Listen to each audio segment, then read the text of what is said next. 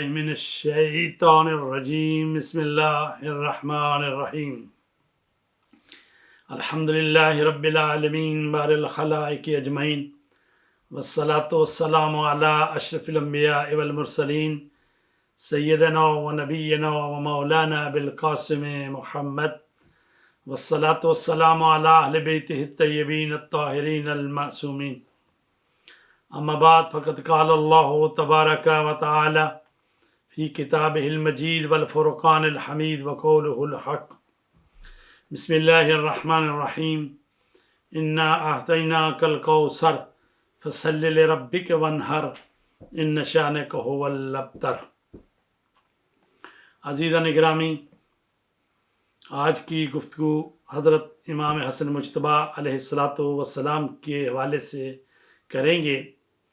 حضرت امام حسن مجتبیٰ کہ جن کا نام مبارک حسن اور ان کے القابات میں مجتبیٰ اور سبط اکبر زیادہ مشہور ہیں، آپ کے والدین والد گرامی مولا کائنات علی علیہ السلام اور آپ کی والدہ گرامی حضرت فاطمہ زہرا سلام اللہ علیہا، اور آپ کی کنیت ابو محمد ہے، اور آپ کی تاریخ ولادت 15 رمضان المبارک 3 ہجری ہے، اور آپ کا امامت کا دورانیہ جو ہے وہ 21 رمضان 40 ہجری سے لے کر 28 صفر 50 ہجری تک ہے۔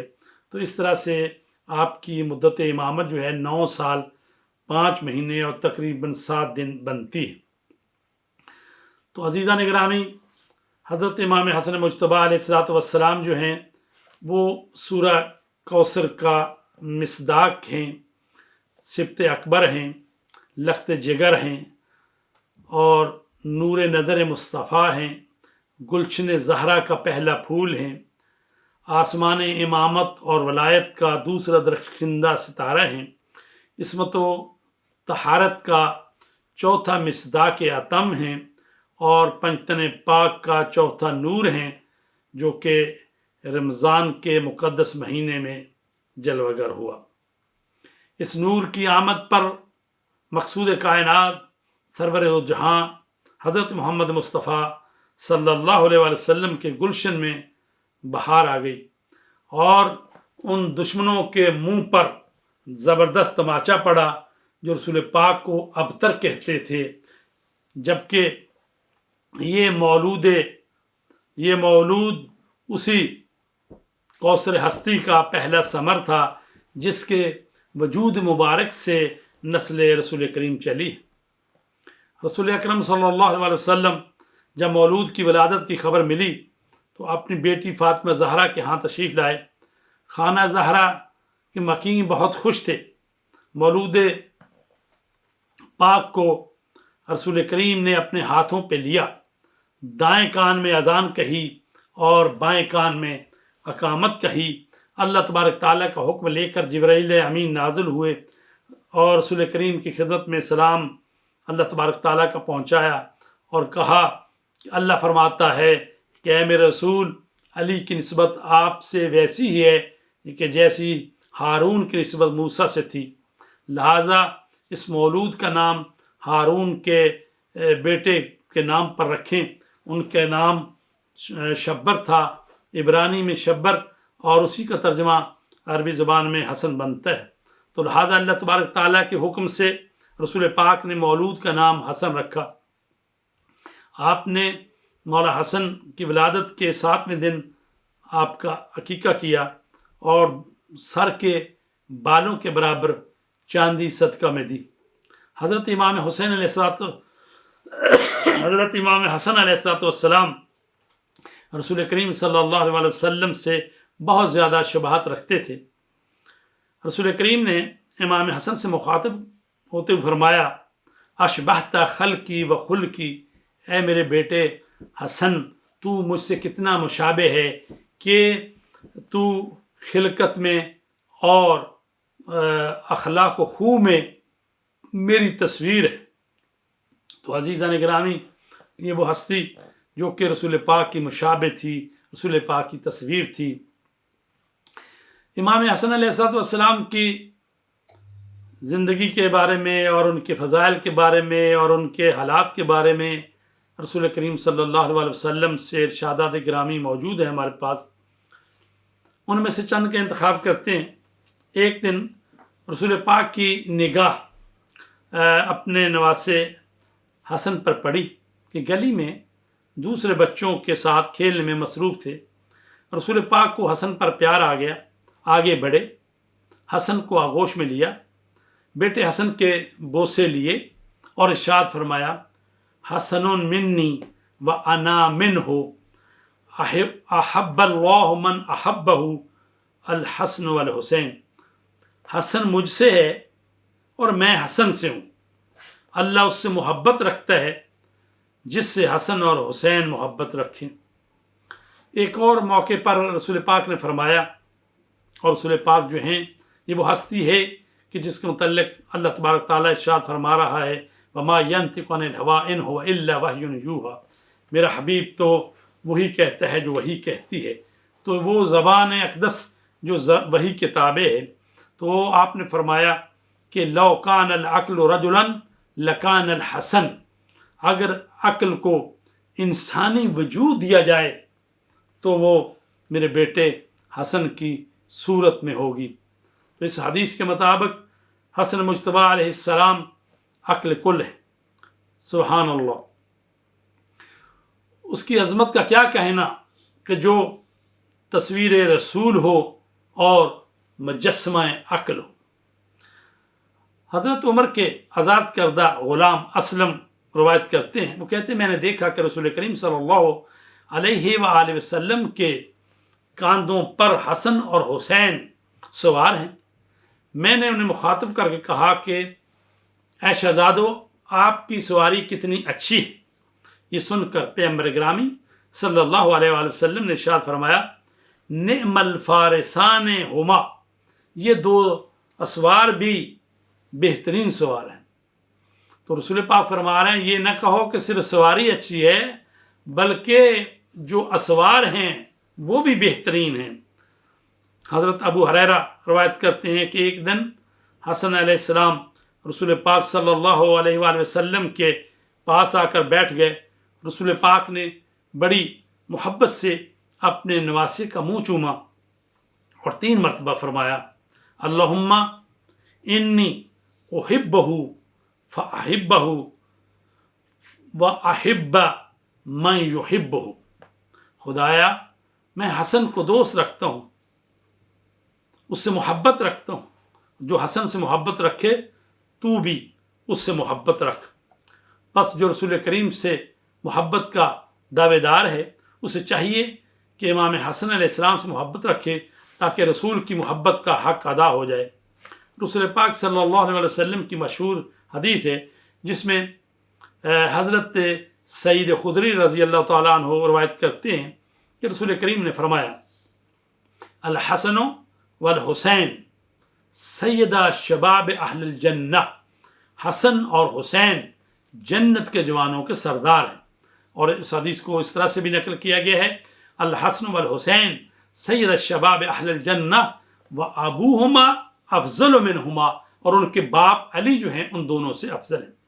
تو عزیزان گرامی، اگر ہم چاہتے ہیں کہ جنت میں جائیں تو آئیے امام حسن اور امام حسین علیہ السلام کی سرداری کو قبول کیجیے.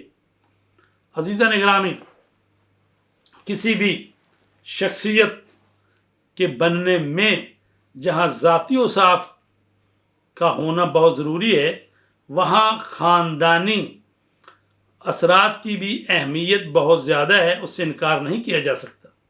انسان کی تربیت میں سب سے پہلے اس کے والدین کا عمل دخل ہوتا ہے، پھر اساتذہ اور معاشرے کا. حضرت امام حسن علیہ السلام ایسی شخصیت ہیں کہ جن کے والدین دونوں معصوم ہیں. مولا کائنات علی علیہ السلام بھی معصوم، ان کی والدہ گرامی حضرت فاطمہ زہرا وہ بھی معصوم. تو عزیزان گرامی، باپ سید الاوصیاء ہیں اور والد گرامی سیدۃ النساء العالمین ہیں، اور نانا جان سرور کائنات ہیں اور امام الانبیاء ہیں.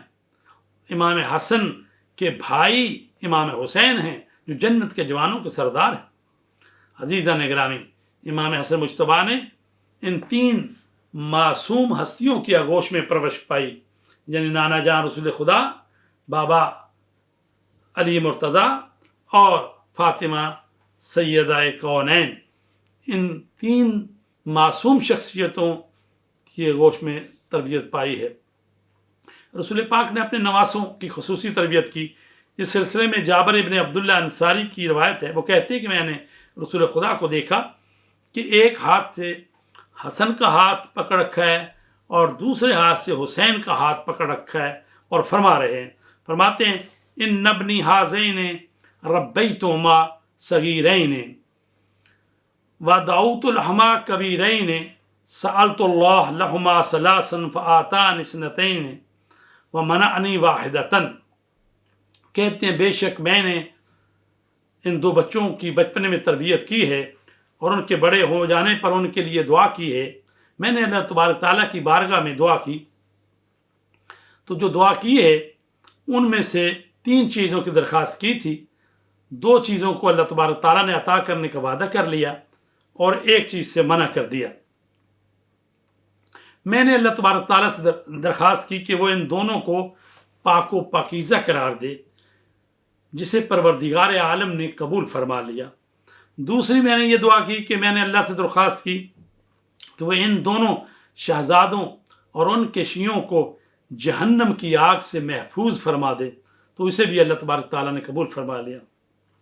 پھر میں نے اللہ تبارک تعالیٰ سے درخواست کی کہ وہ میری امت کو ان کی محبت پر جمع کر دے، تو آواز قدرت آئی، اے محمد، میں ایک چیز کا فیصلہ کر چکا ہوں اور طے کر چکا ہوں کہ بے شک تمہاری امت کے کچھ لوگ تمہارے یہود و نصارہ اور مجوسیوں کے بارے میں عہد و پیمان کا احترام تو کریں گے، مگر تمہاری اپنے ان شہزادوں کے حق کے متعلق تیری تاکیدات اور فرمودات کو فراموش کر دیں گے، نادیدہ لیں گے۔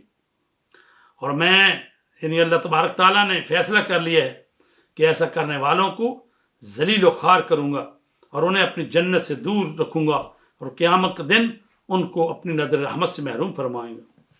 عزیزان گرامی، امام حسن مجتبیٰ وارث سید الانبیاء ہے۔ حضرت فاطمہ زہرا سلام اللہ علیہا رسول اکرم کے آخری ایام میں ایک دن اپنے بچوں کو لے کر، امام حسن اور حسین کو لے کر رسول پاک کی خدمت میں حاضر ہوئی اور عرض کی، بابا جان، یہ آپ کے نواسے ہیں، یہ آپ کے فرزند ہیں، انہیں وراثت میں کچھ دیجئے۔ اس پر رسول کریم نے فرمایا، اما الحسن فلہ ہیبتی وسؤددی واما الحسین فإن لہ جرأتی وجودی۔ حسن میری ہیبت و سرداری کے وارث ہیں اور حسین کے لیے میری سخاوت اور شجاعت ہے۔ تو عزیزان گرامی، اس سے پتہ چلتا ہے کہ رسول پاک کی ہیبت اور سرداری وہ امام حسن مجتبیٰ کو ملی۔ رسول پاک صلی اللہ علیہ وسلم نے امام حسن مجتبیٰ کے بارے میں فرمایا، ان نبنی ھذا سید ولعل اللہ عز وجل یصلح بہ بین فئتین من المسلمین۔ میرا بیٹا حسن سید و سردار ہے، شاید اللہ ان کے وسیلے سے مسلمانوں کے 2 گروہوں میں صلح برقرار کرے۔ تو عزیزان گرامی، یہ امام حسن مجتبیٰ ہیں جن کے متعلق رسول پاک نے پیش گوئی کی تھی کہ میرے بیٹے حسن کی وجہ سے امت کے 2 گروہوں میں صلح ہو جائے گی۔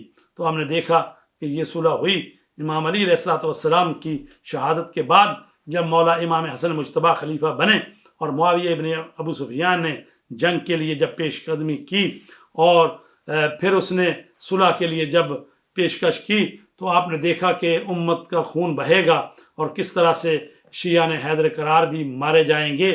تو آپ نے اس شرط پر صلح کر لی کہ معاویہ قرآن و سنت پر عمل کرے گا اور وہ امیر المومنین کے بارے میں کوئی نازیبا بات نہیں کہے گا، امیر المومنین کو اچھے الفاظ سے یاد کیا جائے گا۔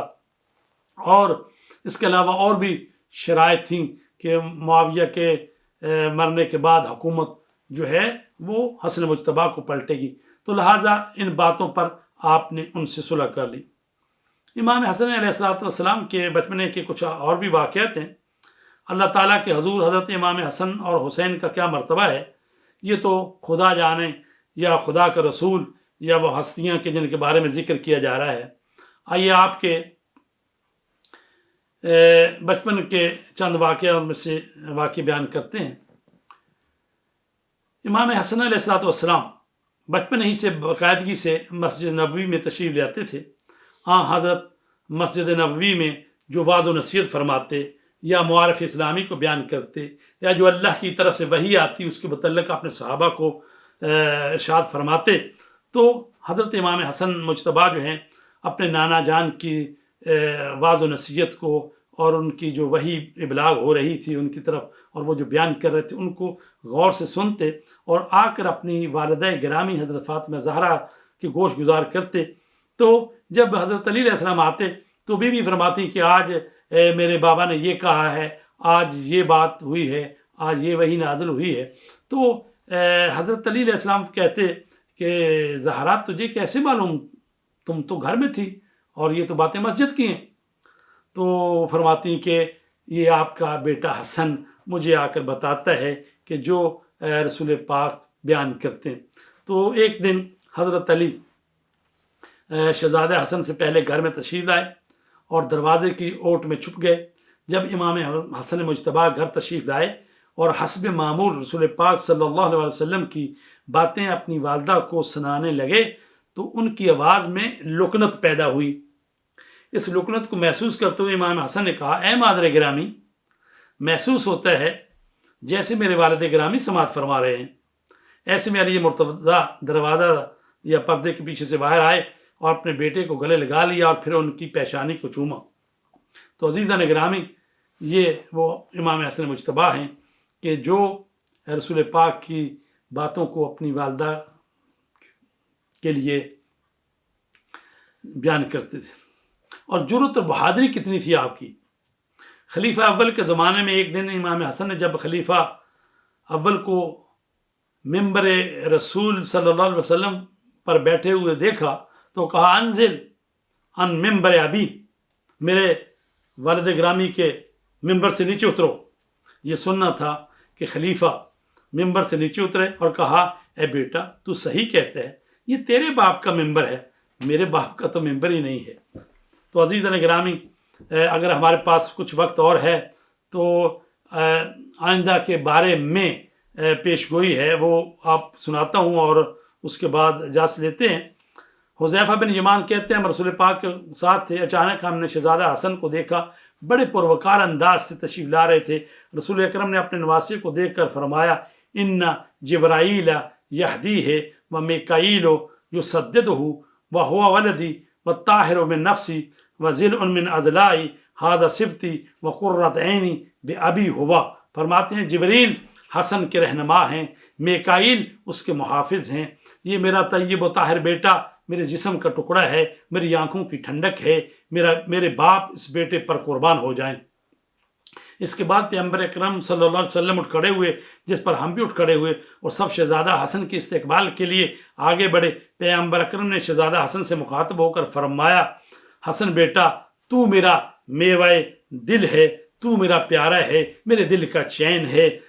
ان قریب میرے بعد حسن لوگوں کا رہبر و رہنما ہوگا اور میرے لیے پروردگار عالم کا یہ خاص تحفہ ہے، یہ لوگوں تک میرا پیغام پہنچائے گا، میرے آثار لوگوں تک پہنچائے گا، میری سنت کو زندہ کرے گا، اپنے کردار سے میری تصویر پیش کرے گا۔ اللہ تعالیٰ اس پر نظر رحمت فرمائے، اللہ رحم فرمائے اس پر، جو اس کی معرفت رکھے اس کے ساتھ نیکی کرے، میرے ساتھ نیکی کرے۔ جو حسن کے ساتھ نیکی کرے گا وہ میرے ساتھ نیکی کرے گا، اور جو اس کا اکرام و احترام کرے گا وہ میرا اکرام و احترام کرے گا۔ ابھی یہ بات ختم نہیں ہوئی تھی کہ ہم نے دیکھا ایک عرب بدو اپنا عصا لیا ہوئے زمین پر مارتا ہوا دکھائی دیا۔ پیغمبر اسلام نے فرمایا، یہ شخص ہماری طرف آ رہا ہے، یہ ایسی نازیبا گفتگو کرے گا، رونگٹے کھڑے ہو جائیں گے، پھر ایسے سوال کرے گا جس سے توہین آمیز پہلو نکلے گا۔ وہ شخص آیا، اس نے کہا، تم میں سے محمد کون ہے؟ صحابہ نے کہا، تمہیں محمد سے کیا کام ہے؟ اتنے میں رسول پاک نے اس عرب بدو سے فرمایا، آرام سے بات کرو، کیا بات ہے؟ پیغمبر اکرم نے یہ کہہ کر اسے سمجھا دیا کہ میں محمد ہوں۔ عرب بدو نے بڑے گستاخانہ انداز میں کہا کہ میں تجھے دیکھنے سے پہلے ہی تیرا دشمن تھا، لیکن اب تجھے دیکھ کر میری دشمنی میں مزید اضافہ ہو گیا۔ یہ سن کر ہم نے چاہا کہ اس کی تنبیہ کریں، لیکن پیغمبر اسلام نے مسکراتے ہوئے ہمیں منع کر دیا، کہا خاموش رہنے کی تاکید کی، کہا خاموش رہو۔ اس عرب بدو نے کہا اے محمد تو گمان کرتا ہے کہ تو پیغمبر ہے، حالانکہ تم دوسرے پیغمبروں پر جھوٹ باندھتے ہو اور تمہارے پاس نبوت کی کوئی دلیل اور برہان نہیں ہے۔ یہ سن کر پیغمبر اسلام نے فرمایا کہ اگر میرے بارے میں میری دلیل بن کر میرا یہ ٹکڑا، یہ میرا عضو جو ہے وہ بات کرے۔ اس نے کہا کہ کیا یہ بچہ مجھ سے بات کرے گا؟ آپ نے فرمایا یہ ابھی تمہیں اس کا پتہ چل جائے گا۔ تو اس پر امام حسن علیہ السلام نے کچھ اشعار پڑھے اور فرمایا تو نے زبان درازی کی ہے اور اپنی حد سے خارج ہو گیا ہے اور خود کو فریب دیا ہے، لیکن امید ہے کہ تو جلدی مسلمان ہو جائے گا۔ یہ سننا تھا کہ عرب بدو مسکرایا، اس نے کہا کہ دیکھو یہ بچہ کیسی باتیں کر رہا ہے۔ تو امام حسن نے فرمایا تو اپنے بت پرست ساتھیوں کے ساتھ بیٹھا تھا اور پیغمبر اسلام کے متعلق گستاخانہ گفتگو کر رہا تھا اور یہ کہہ رہا تھا کہ تمام عرب محمد کا دشمن ہے، اگر انہیں قتل کر دیا جائے تو کوئی ان کے خون کا بدلہ لینے والا نہیں، کیونکہ ان کی کوئی اولاد نہیں، اور تو نے سوچا کہ اگر میں قتل کر دوں تو قوم میرے معاش کا بندوبست کر دے گی، اس لیے اس اسلحے کے ساتھ یہاں آئے ہو، لیکن تم سخت مشکل میں گھر گئے۔ یہ بھی بتا سکتا ہوں کہ تم نے کہاں کہاں سفر کیا اور کیا کیا تمہیں حالات پیش آئے، اور ایک اندھیری اور طوفانی رات میں تم بیابان میں پھنس گئے، نہ آگے بڑھ سکتے تھے، آگے بھی جان کے خطرہ تھا، نہ پیچھے جا سکتے تھے کہ تم ہلاک ہو سکتے تھے۔ تم اس طرح تاریکی کے گپ اندھیروں میں حیران و پریشان تھے کہ ناگہاں تم نے آنکھیں کھولی تو یہاں ہمارے پاس آ گئے اور اب تمہیں آرام محسوس ہوا۔ عرابی نے کہا بیٹا تم یہ باتیں کہاں سے بتا رہے ہو؟ مجھے تو ایسا لگتا ہے کہ جیسے تم پورے سفر میں میرے ساتھ رہے ہو، تم میرے پوشیدہ امور کے شاہد ہو، کیا تم علم غیب رکھتے ہو؟ امام حسن کی یہ باتیں سن کر اس پر گہرا اثر ہوا اور پوچھنے لگا یہ اسلام کیا ہے؟ امام نے فرمایا تکبیر اور گواہی کہ اللہ کے سوا کوئی معبود نہیں اور یہ کہ محمد اللہ کے بندے اور رسول ہیں۔ اس پر وہ مسلمان ہو گیا۔ پیغمبر اسلام نے اسے قرآن مجید کی چند آیات کی تعلیم دی اور اس کو اپنی قوم و قبیلہ کی طرف بھیج دیا، اور ان آیات کی روشنی میں تبلیغ اسلام کی، جس پر اس قوم کے دوسرے لوگ بھی مسلمان ہو گئے۔ تو عزیزان گرامی، ایک اور آپ کی سخاوت کا واقعہ بیان کر کے ختم کرتے ہیں، ایک آدھا منٹ اور لیں گے۔ حل جزاء الاحسان الا الاحسان۔